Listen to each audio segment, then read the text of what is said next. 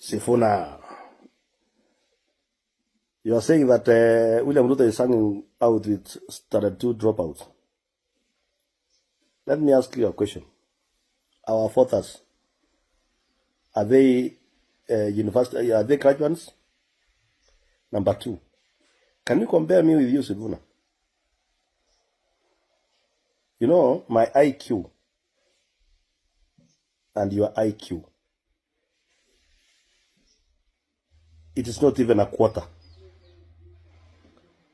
So, look for somebody you can compare yourself with, or you can compare William Ruto with, but not me. I'm in another class. Not because I'm bragging, but you can ask my history.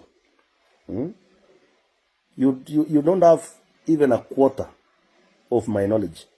So don't be stupid. Don't talk like a kid. Oh, you know, every day you've been you insult this one, you rubbish the other one. Oh, you know, so can you go and ask people or ask your friends if and I ask them to tell you the truth. They will tell you the truth that you are nothing. And you don't reason like even a standard 4, Form 4 dropout, leave alone standard 2. Because, my friend, it is not about school. It's about skills. It's not about PhD.